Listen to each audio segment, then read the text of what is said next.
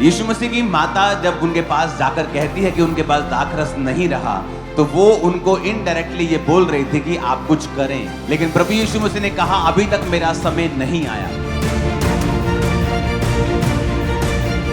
यीशु की माता ने यीशु मसीह को बचपन से, जवानी से मिरेकल्स को करता हुआ देखा था, लेकिन वो मिरेकल्स अब तक जग जाहिर नहीं हुए थे। जैसे ही आप परमेश्वर के संग चलते हैं, एक सुपरनैचुरल लाइफ में आप एंटर करना शुरू करते हैं। यूहन्ना 2 उसकी 1 आयत में लिखा है, फिर तीसरे दिन गलील के काना में किसी का विवाह था और यीशु की माता भी वहीं थी। यीशु और उसके चेले भी उस विवाह में इनवाइटेड थे, आमंत्रित थे। जब दाखरस कम हो गया तो यीशु की माता ने उससे कहा उनके पास दाखरस नहीं है। यीशु ने उससे कहा, हे महिला, मुझे तुझसे क्या काम, अभी मेरा समय नहीं आया। उसकी माता ने सेवकों से कहा, जो कुछ वह तुमसे कहे वही करना। वहां यहूदियों के शुद्ध करने की रीति के अनुसार पत्थर के 6 मटके धरे थे, जिनमें 2-2, 3-3 मन समाता था। यीशु ने उनसे कहा, मटकों में पानी भर दो। उन्होंने उसे मुंह यानी फुल भर दिया। तब उसने उनसे कहा, अब निकाल कर भोज के प्रधान के पास ले आओ, और वो ले गए। तब भोज के प्रधान ने वो पानी चखा जो दाखरस बन गया था, और नहीं जानता था कि वह कहां से आया है। परंतु जिन सेवकों ने पानी निकाला था वो जानते थे। तो भोज के प्रधान ने दूल्हे को बुलाकर उससे कहा, हर एक मनुष्य पहले अच्छा दाखरस देता है, और जब लोग पीकर छक जाते हैं तो मध्यम देता है, परंतु तूने अच्छा दाखरस अब तक रख छोड़ा है। यीशु ने गलील के काना में अपना पहला चिन्ह दिखाकर अपनी महिमा प्रकट की, और उसके चेलों ने उस पर विश्वास किया। प्रभु यीशु मसीह कौन सा बिजनेसमैन थे, या उनके पास कौन से दाख के बाग थे, या वो कौन सा दाख के रस का व्यापार करते थे कि वो बोलते कि जाओ मेरे घर में पड़ा है ले आओ, या जाओ मेरे गोडाउन में पड़ा है ले आओ और दाखरस यहां पूरा कर दो। यीशु मसीह की माता जब उनके पास जाकर कहती है कि उनके पास दाखरस नहीं रहा, तो वो उनको इनडायरेक्टली ये बोल रही थी कि आप कुछ करें। लेकिन प्रभु यीशु मसीह ने कहा अभी तक मेरा समय नहीं आया। अगर परमेश्वर का समय नहीं आया तो यीशु मसीह की माता मरियम ने उनसे क्यों कहा कि आप कुछ करें? प्रभु, बेटा उनके पास दाखरस नहीं है, उसका पुत्र भी था वो।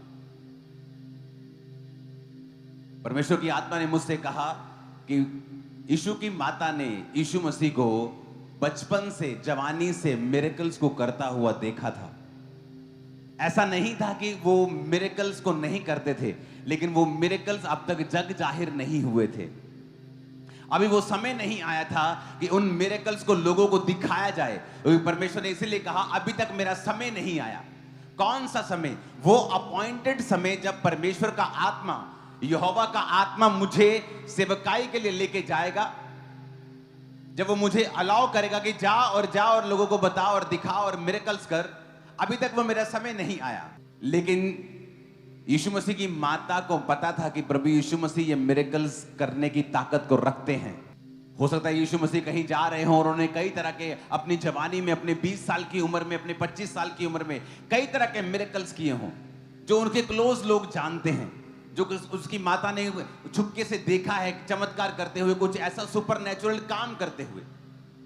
क्योंकि जब आप परमेश्वर के साथ चलते हैं, जब आप प्रभु के संग चलते हैं, जब आप उसकी आत्मा के संग चलते हैं, जब आप उसके वचन पे चलते हैं, जब आप उसके वचन को फॉलो करना शुरू करते हैं, डेली आपकी लाइफ सुपरनैचुरल मिरेकल से भरी हुई होती है और अलग होती है दुनिया से। प्रभु यीशु मसीह ने जब मिरेकल्स करने स्टार्ट किए, और ये पहला चमत्कार था जो परमेश्वर ने किया। मैं आपको बताना चाहता हूं, ये पहला मिरेकल यीशु मसीह ने लोगों के सामने किया था, लेकिन ये उनका पहला मिरेकल नहीं होगा, ये मैं 100% जानता हूं। ये पहला चिन्ह लोगों को दिखाया, चेलों को दिखाया, और चेलों ने उस पर विश्वास किया। बाइबल कहती है जब प्रभु यीशु मसीह 12 साल के थे तो उन्होंने यीशु मसीह को बहुत से शास्त्रियों, फरीसियों और बहुत से बुद्धिमानों के संग परमेश्वर के वचन से क्वेश्चन आंसर करते उनको पाया, तर्क वितर्क करते पाया।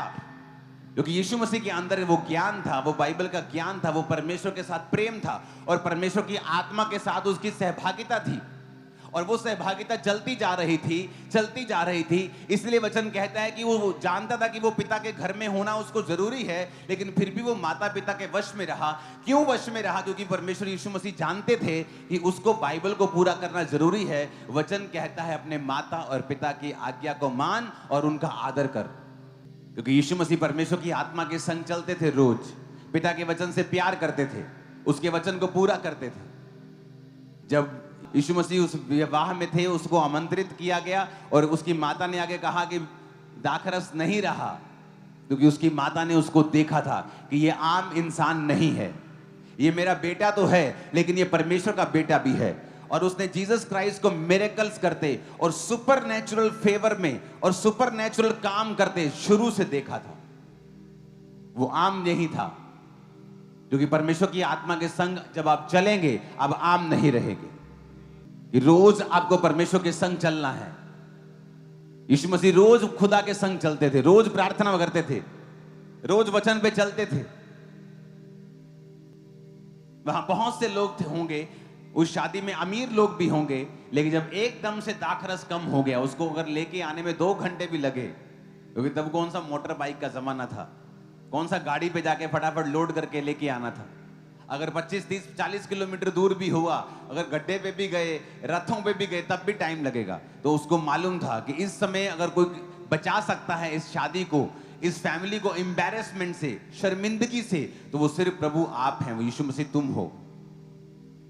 आपके कई बार लाख रिश्तेदार होंगे, आपके संग भी होंगे, आपसे प्यार भी करते होंगे, लेकिन कई बार आप ऐसी सिचुएशन में फंस जाएंगे जहां से आपको कोई नहीं निकाल सकता सिवाय परमेश्वर के। इमेजिन करो, उस शादी में बहुत से अमीर लोग होते, और होते भी। अगर वो शादी इतनी अच्छी थी कि इतने इन्फ्लुएंस वाली शादी थी कि जीसस क्राइस्ट भी वहां इनवाइटेड थे, उसके चेले भी वहां आमंत्रित थे। मतलब वो आम इंसान नहीं होगा, इन्फ्लुएंस से भरा हुआ होगा, उसके पास इन्फ्लुएंस होगा, वो एक अच्छा इंसान होगा, अमीर इंसान होगा। दाखरस वहां अवेलेबल था, वो किसी टीम की बेवकूफी की वजह से, किसी और बंदे की बेवकूफी की वजह से शायद वो कम हो गया। अब उसके रिश्तेदार भी होंगे वहां अमीर अमीर, किसी का पैसा टाइम पर उसे बचा नहीं सकता था, एम्बैरेसमेंट से, शर्मिंदगी से।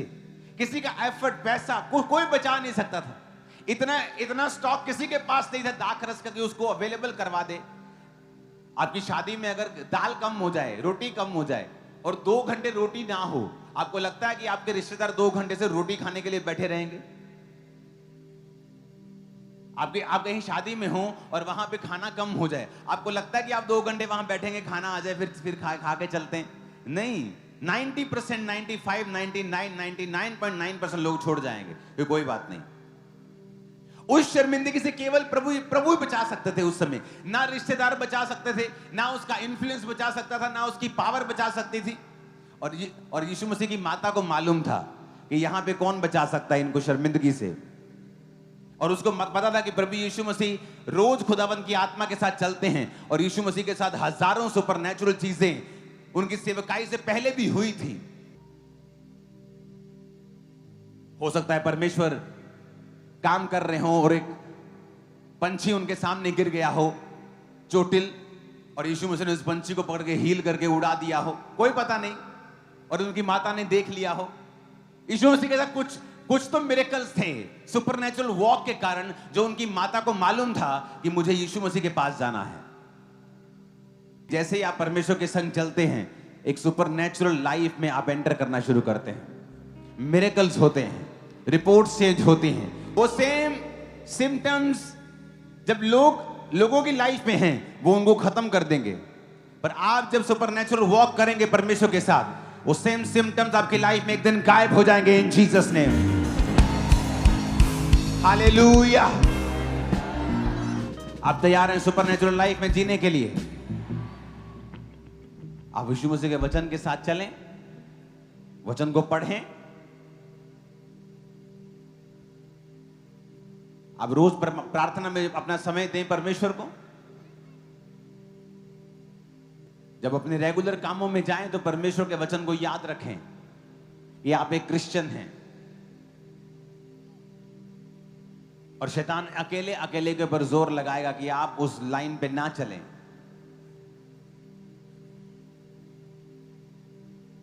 अब क्योंकि आपका फ्यूचर शैतान को पता है, पूरा तो नहीं पता लेकिन थोड़ा थोड़ा पता है, इसलिए वो जोर लगाता है कि आप वहां तक ना पहुंच पाए।